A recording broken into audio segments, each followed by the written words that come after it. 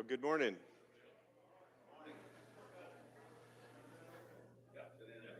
It's uh, it's a little intimidating to substitute for Mike on this topic, but I'll give it my shot. So we're going to be studying the trespass offering this morning. So let's start off with a prayer.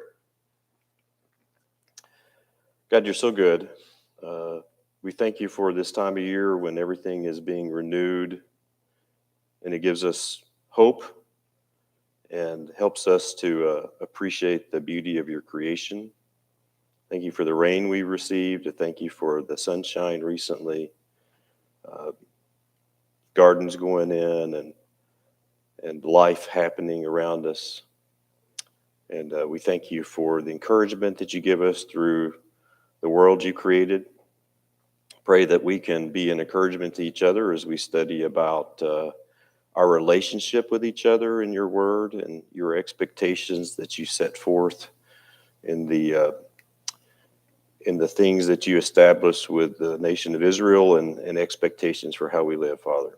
May we always bring you the glory. In Jesus' name, amen. Okay, so the I've been teaching a different class, so I haven't been in here every Sunday, so I'm a little out of sync with Mike's sort of cadence on things, but I got hot. But we'll give it a try. So I'll tell you, when we studied this material about the sacrificial system, is a sunset class a long time ago. Alan Brewster was trying to graduate from Sunset and was struggling to find a way to get the classes in, and Mike agreed to teach several classes, and some of us members, Sheila was in that group, Dave and Patty were in there. Trying to see anybody else in here maybe, but we got up and met at like 5:30 or 6 in the morning, and it was early. And this was one of my favorite classes. I was fascinated by the way that, one, that Jesus met the demands of every sacrifice, and going through each one and understanding in detail how that happened was fascinating. And then one of the other things that was really interesting, one of the textbooks we used was this book by Alfred Edersheim, and he wrote this book in the 1880s. Right, so it's really old, and it's actually out of print, and it's public domain, so you can download the text of this book for free. Just search for Alfred Edersheim, and I did it last night because I wanted to copy and paste some stuff from it instead of retyping it, and there it was, and I just downloaded the PDF. But one of the factoids in the book there about the temple was how big the courtyard was. So if you think about a football stadium in the country like Tennessee or Ohio State, Marty, how big a stadium are those? You've probably been in Tennessee's, I bet. How many will it seat? About 120,000 people. That's a lot of people, right? You could fit that many people in the temple courtyard. That's that big. I mean, it would really handle a lot of people. And then he talks about the logistics of all those sacrifices and all those people doing the sacrifices and all the blood that was drained out of all those animals, and where did it go, and the plumbing that was there, and all these behind the scene things that are just, I don't know, maybe it's just the engineer in me that makes that interesting, but I was fascinated by all that because you don't see that, right? But here's a man who was born a Jew, and so he was raised in that system and very familiar with it, was converted at a young age, and thought it would be interesting to share all this detail um, with readers, and I found it very interesting. It's one of my favorite classes we did, and you would think that all these laws and rules and rituals and things like that would get kind of mundane and boring, and the other aspect of it that's so interesting is is the pattern that you see develop as you study it of God's intent of this being, I'm sure Mike talked about the kind of archetypes and shadows and things like that of the real temple, the real heaven, the real altar, for example, right? And what the tabernacle first, and then the temple were to represent on earth the reality there, right? And so when you think about a shadow, it's where the light goes around the real object and you see pseudo object, right? Something like it, right? And so these things that we see that are talked about in Exodus, Leviticus, and Numbers around all this ritual and ceremony are, in the context, right, a shadow or an image of the real thing, right? And so I think we need to remember when we're studying this that these things are still pertinent to us today because the whole system and the concept still exist, right, in the heavenly world.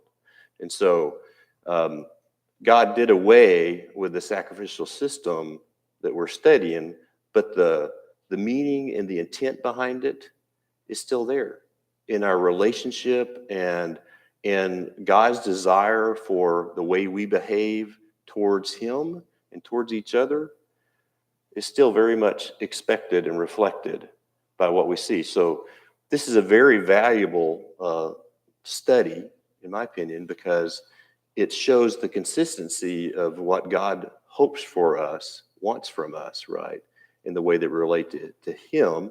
And in this case, with the trespass or the guilt offering, the way we relate to each other. So let's start off and read through our text. It's quite a bit, but I do want to kind of establish all that at the front here. So we're going to start in Leviticus 5, 14, and then go through 6, verse 7. And I'm reading from the NIV here. The Lord said to Moses, when anyone is unfaithful to the Lord by sinning unintentionally in regard to any of the Lord's holy things, they are to bring to the Lord as a penalty a ram from the flock, one without defect and the proper value in silver, according to the sanctuary shekel. It is a guilt offering. They must make restitution for what they have failed to do in regard to the holy things, pay an additional penalty of a fifth of its value, and give it all to the priest. The priest will make atonement for them with a ram as a guilt offering, and they will be forgiven. If anyone sins and does what's forbidden in any of the Lord's commands, even though they do not know it, they are guilty and will be held responsible. They are to bring to the priest as a guilt offering a ram from the flock, one without defect and of proper value. In this way, the priest will make atonement for them for the wrong they have committed unintentionally, and they will be forgiven. If it is a guilt offering, they have been guilty of wrongdoing against the Lord.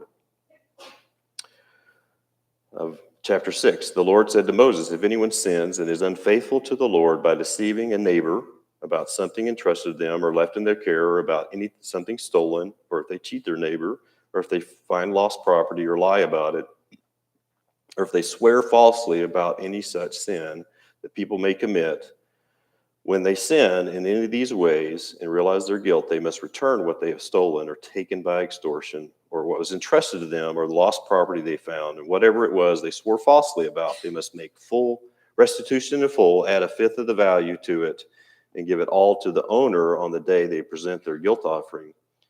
As a penalty, they must bring it to the priest, that is, to the Lord, their guilt offering, a ram of the flock, one without defect and of proper value. In this way, the priest will make atonement for them before the Lord, and they will be forgiven for any of the things that they did that made them guilty. And then in Numbers 5, verses 5 through 8, there's another mention. The Lord said to Moses, say to the Israelites, any man or woman who wrongs another in any way and so is unfaithful to the Lord is guilty of the sin they committed. They must make full restitution for the wrong they have done, add a fifth or 20% to the value of it, and give it all to the person they have wronged. But if that person has no close relative to whom restitution can be paid for the wrong, the restitution belongs to the Lord and must be given to the priest along with the ram with which atonement is made for the wrongdoer. And then on in Leviticus 7, verses 1 through 7.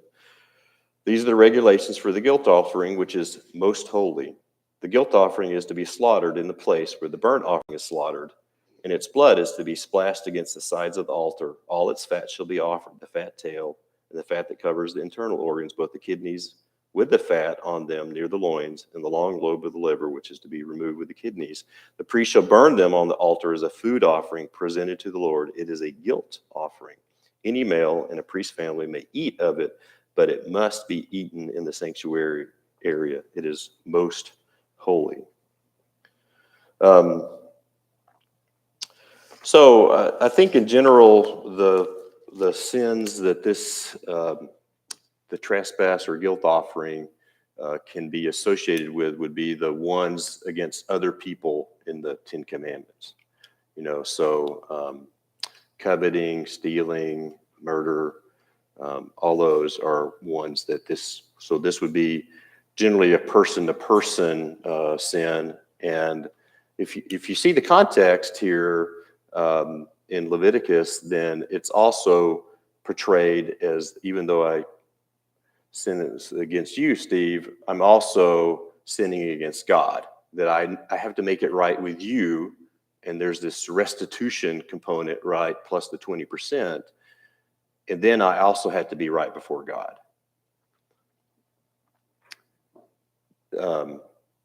Let's talk for a minute about, in today, how does that work in our relationships with each other and our relationships with God?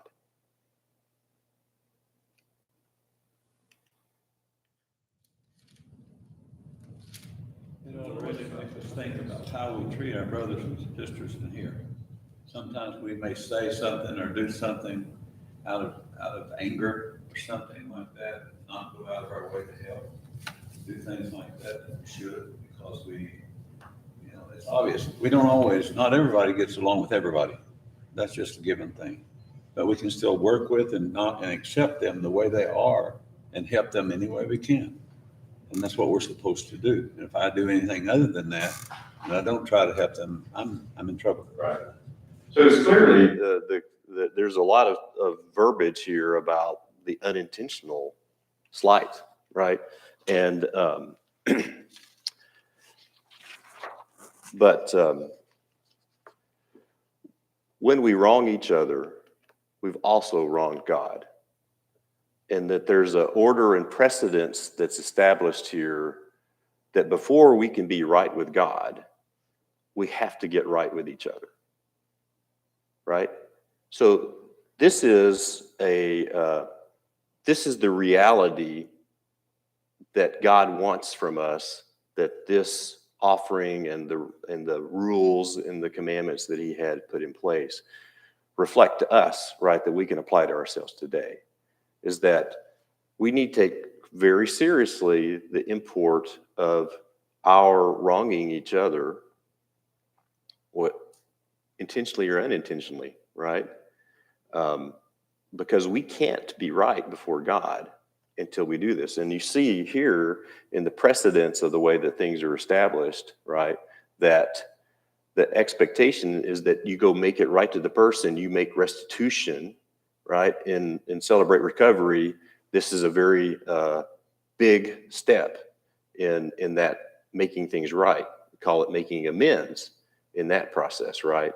And it's about, you got to make it right, and then you can get right before God.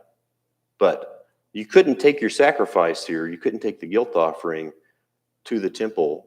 You take the ram, and notice too that there's only one thing. And all these other offerings, there's options for poor people and things like that. You can do 2 birds or whatever, right? But in this case, there's only one sacrifice, right, that's applicable. So have you, one of the things that really stood out to me that I asked myself when I was reading through this, getting ready, is what does it mean when he says in Leviticus that, like in chapter 7, the very last thing I read, it is most holy. What does it mean when this sacrifice is most holy? You guys covered that already? No, I just didn't. I don't think so. All right, well, so there's a couple of things here. I went to some Hebrew websites and did a look, and there was a way of they said there's types of sacrifices are classified on their level of sanctity or holiness, right? Certain sacrifices are deemed kodshai, kodushim, or sacrifices of higher level of holiness or sanctity. These sacrifices could only be consumed by male priests within the confines of the temple courtyard. Other sacrifices are called kodushim kalim, sacrifices a lower level of holiness or sanctity. These could be eaten by any Jew throughout the city of Jerusalem. Edersheim, in his book, says that he classifies the holy and less holy that are great apportionment about the way they're arranged. But so in the passage in Numbers where it talks a little bit, or sorry, in Leviticus 7, where it talks a little bit more specifics about the fat and offering that and where the sacrifice is to be made, there was actually a precedence there. Such sacrifices that were considered to be most holy were offered or sacrificed in one of the more holy places. They were slain on the north side of the altar as opposed to the south, which was less holy. So it has some, in practice, it meant where on the altar you did this. And then the other aspect of it was that the meat, which was often shared with the priest as part of their the fellowship or their role in representing the person before God, could only be partaken of. In some cases, not at all. It was entirely burned and offered as a sweet savor to God, right? In this case, they could eat it, but it could only be done within the court of the temple. And he says the reason why it was only on the north side is lost to his knowledge. But why? Why only inside the temple? What difference does it make? Any thoughts about that? Why is that important?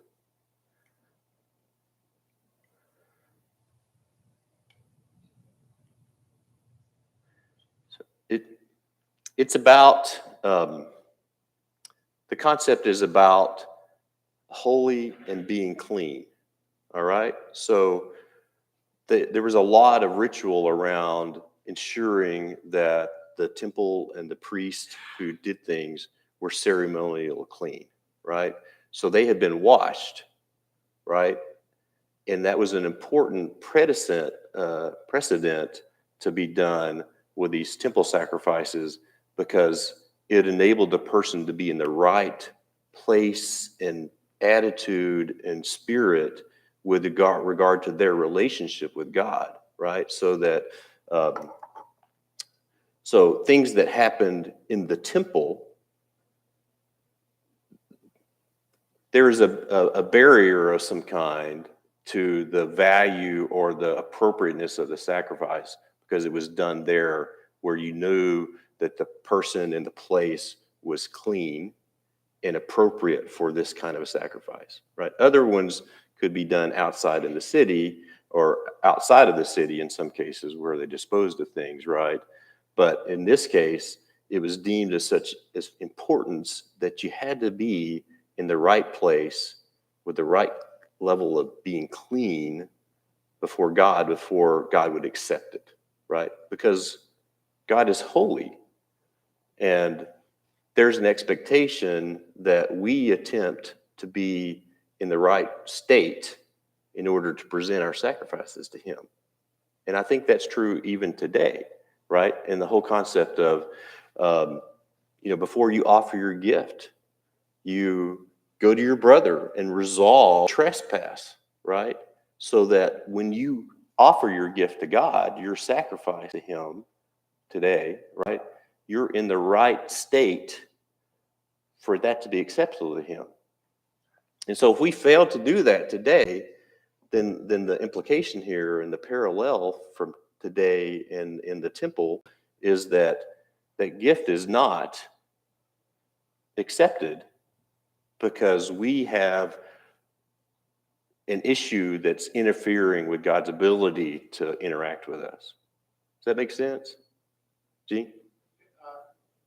I'm listening to this, and it just seems like Satan is doing a masterful job of creating a callousness with each of us and are dealing with each other, right? So we all go to our corners. When it comes to someone we don't agree with, we just decide, well, that doesn't really matter. I just have my relationship with God. I'll just let that disagreement be there, right? They'll do their thing, I'll do my thing. And Satan is happy to create that. And we look at this today as if the only relationship that matters is the one with God. This makes it clear that it's not the only relationship that matters. God expects us to get relationships between ourselves and our brothers and sisters right before we approach Him. That's right. I think that's exactly the right application, that we take what we're seeing here about this sacrifice, and when we try to look for the New Testament Christianity application, right, is that post-COVID, one of the things that I've observed is that a lot of people seem to believe that they can function independently of the church body and have a relationship with God, right? And that's not a scriptural concept. And it is outside of the context of this archetype that this shows us about God's expectation for relationships, is that we need to see ourselves as part of the family of God, and that we need to be in a right relationship with each other in order to be able to come before God. And if we're not there, then our relationship with God is hindered. It is restricted because we are not right with each other. That's a pretty serious situation, I think. And I'm not sure that we give it its appropriate due in the way that we relate to each other. And it's very disturbing. It's one of the reasons why the eldership has wanted to really focus on this concept of unity this year, because we see a lot of disharmony in Blue Star's family, where, you know, we always have these generational gaps and perspectives and stuff like that, right? But we need to be working together to ensure that we're all moving towards a right relationship with God and helping each other be in that state, and not seeing ourselves as part of a camp or another. It doesn't mean people don't have their opinions. It doesn't mean that there's not healthy debate, right?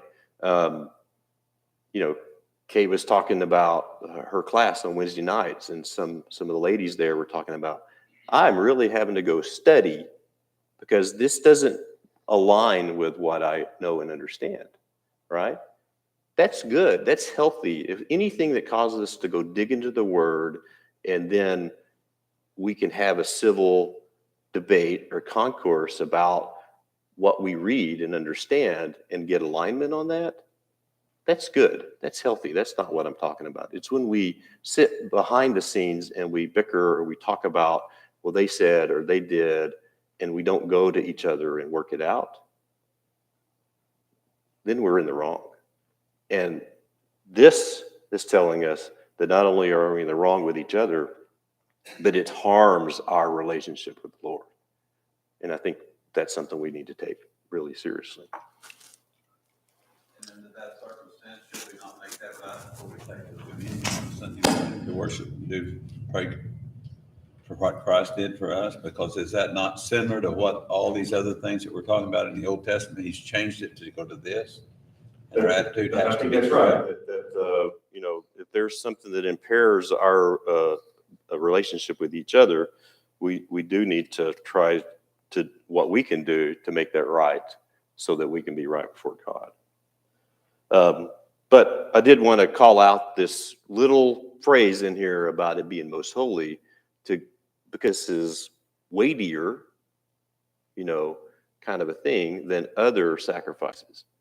That it required this special handling to be done only in the temple.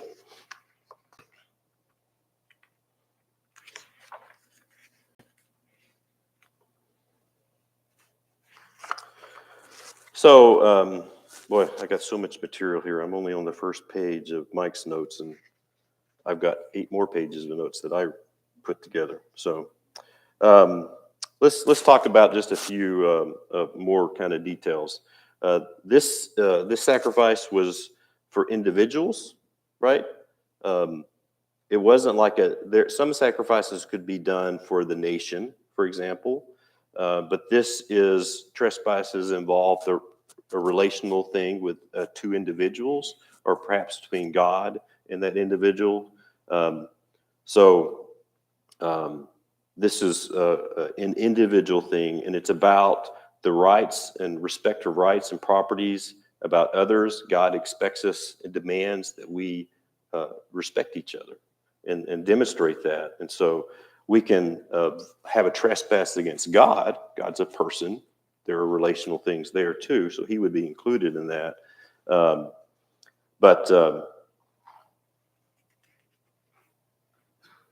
generally, this is about relationships between different people, and that there's no excuse for not knowing or understanding what was going on. And I see if I can find where I stuck it in here.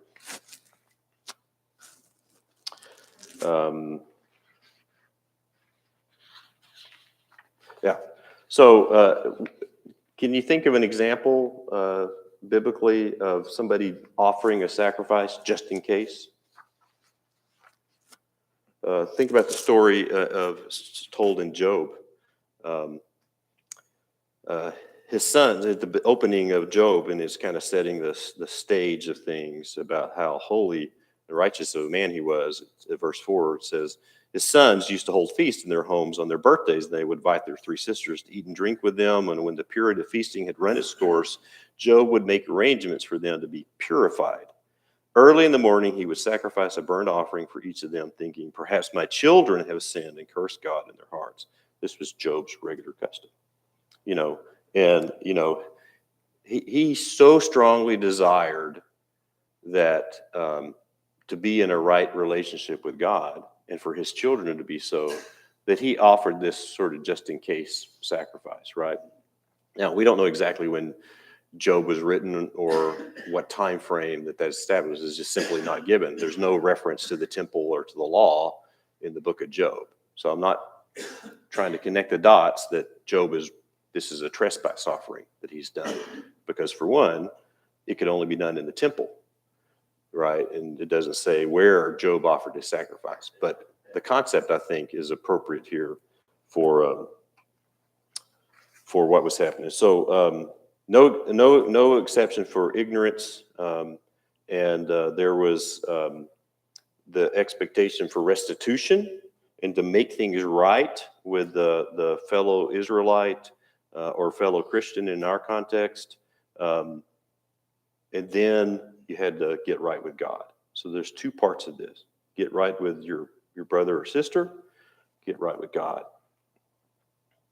So what's the basis? What are some examples and things like that? Well, in Exodus 21, 23 and 24, 22, 23 and 24, if people are fighting and hit a pregnant woman and she gives birth prematurely, but there's no serious injury, the offender must be fined, whether the woman's husband demands and the court allows. But if there's serious injury, you're to take life for life, eye for eye, tooth for tooth, hand for hand, foot for foot, burn for burn, wound for wound, bruise for bruise.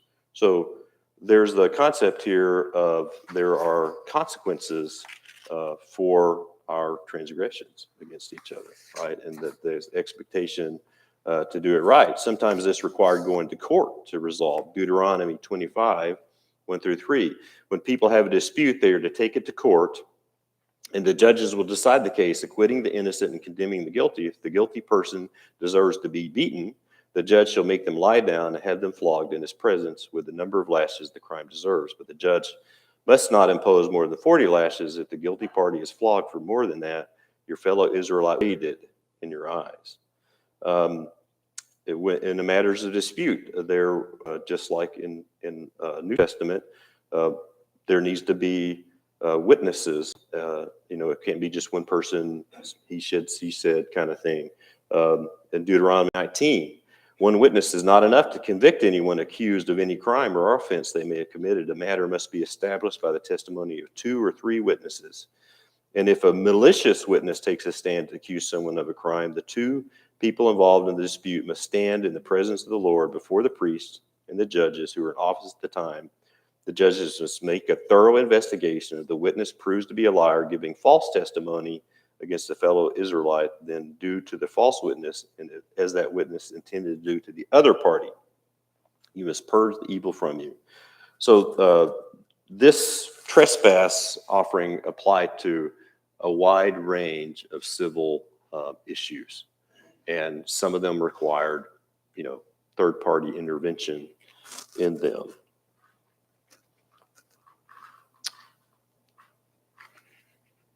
An example of a trespass against God would be that when Israel marched around Jericho, and God had said, all the plunder of Jericho is to be reserved for me, right? And an Israelite named Achan took a robe, some gold, and some silver, and remember, hid it in his tent.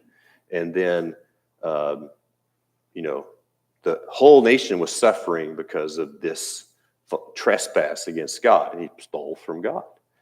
And so in order to find out who it was, they cast lots, and they went by tribe, and then by family, by clan, and finally came on his household, and he confessed to this sin. And so that would be an example of a trespass against God himself.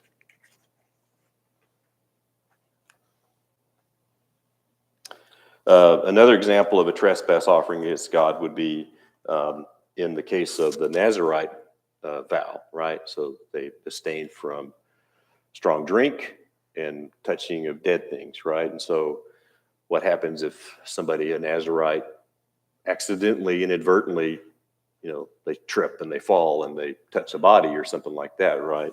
That's addressed in 2, and that would be an example of a trespass offering.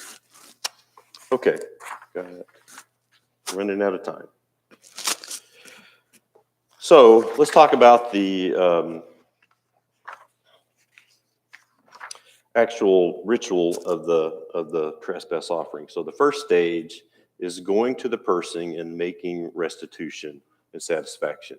And in some of the examples we saw, this could be reimbursing somebody the value of something, or replacing something, and then you have the 20% on top of that, right?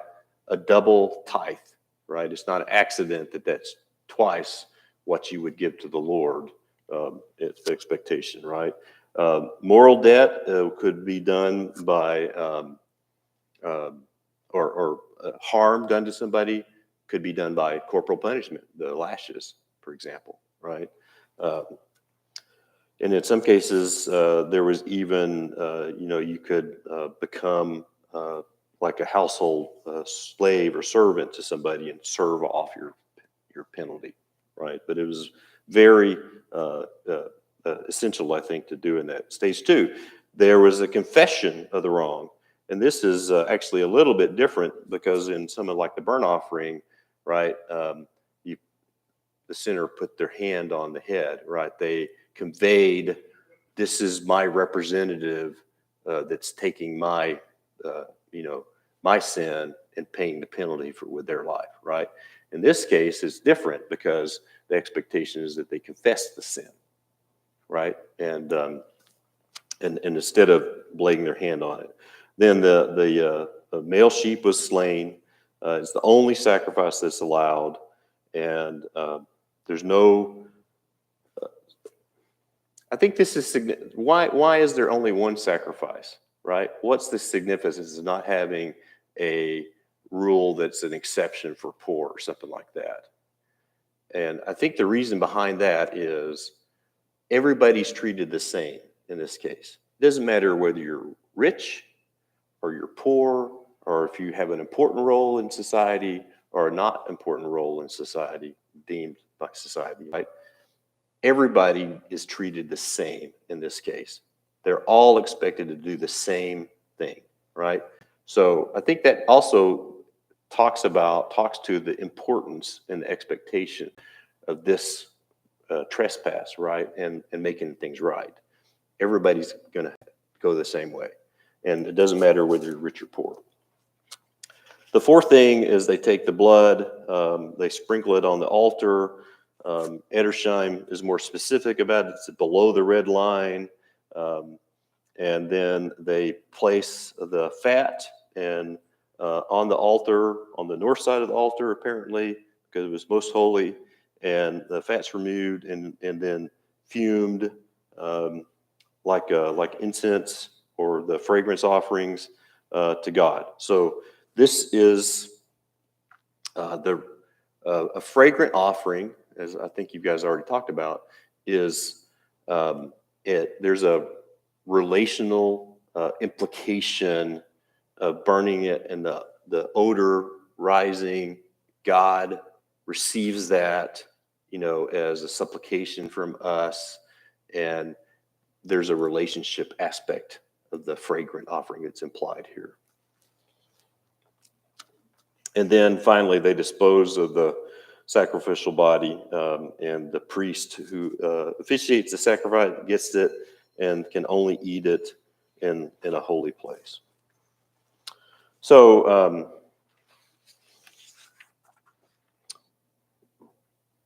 I want to make sure and talk about how Jesus addressed the need for the trespass offering, right?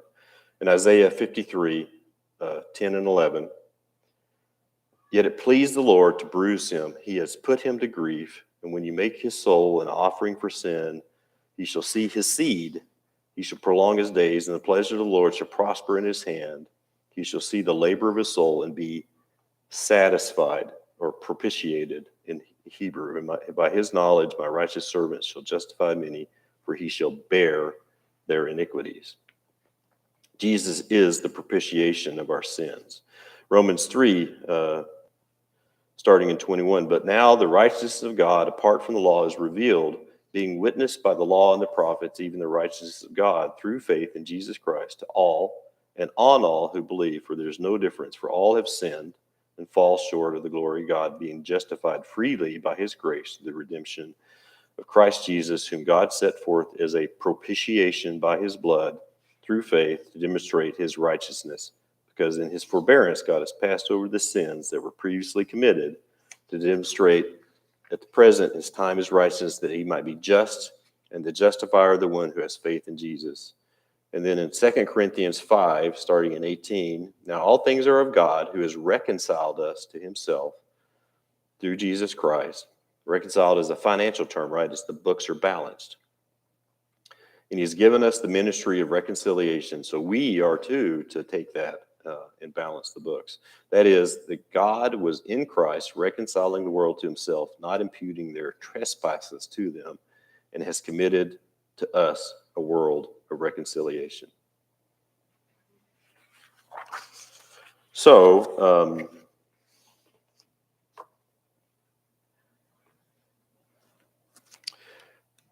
in a couple minutes that we got left here, how do we look at this in today's context? We've kind of talked about that a little bit, but any thoughts about how we apply this parallel? Because the concept and the intent behind why these sacrifices were there doesn't stop. The sacrifice itself was terminated with Jesus' death and the completion of the law, right? But what's the concept here that we need to take away?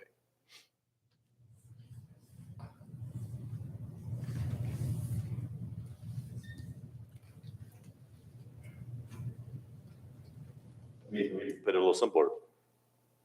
Is this important? Does it matter? Is it something we can gloss over? I don't think so. I think that part of what we need to take away from this is that we need to be working diligently at our relationships with each other and ensuring that we are right with each other. I think that a parallel today would be somebody who comes forward before the congregation and says, I want to make things right, right? There's individual things we need to do. And there's things before the congregation we need to do, right? And it could be that I would say that based on this, there's even an appropriateness for somebody saying, I'm just concerned I've offended somebody or something, and I want to make sure that we make it right, even if I don't know what I did to you, right? I think that's a concept that we could take away from this lesson. And that if we know that we've harmed somebody or something, first of all, we need to make it right, right? And in some cases, just like there were lashes or restitution for the loss of an animal or something like that that you took, there's specific things about relational things where, in the case of adultery or something like that, this would apply, right? That's a violation of one of those 10 commandments between each other, right? And how do we make that right? And so I think we need to take it very seriously. I think that part of the parallel is that there is a personal aspect and a public aspect, right? And that public admission of known guilt, there's an appropriateness for that. And so I think that those are all things to take away from this. Yeah, Jerry. If someone goes down, we don't have to stop and think in our mind, I wonder what he did, I wonder what he did. It's done. God forgave him, and we need to wipe it away from our minds. That's a done deal. And it's done. It's over with. I'm not a judge. That's right. So somebody may have sinned against an individual and make that right. And then they come before the congregation and they say, I may have hurt the congregation. I may have wounded our reputation or something like that, right? I want to make that right, right? And when they've done that, it's addressed. We need to move on, forgive them. And certainly, we need to avoid sinning ourselves by gossiping about something, right? And this question came up this last week. Gossip is not making comments about somebody in a negative way that are untrue. It's making negative comments about somebody. It doesn't matter whether it's truth or not. If you're harming them or you're harming their reputation, that, friends, is gossip. And we should totally stay away from that. It is one of the most common sins, I think, that we have today. Okay? Thank you for your time. It's been a good class.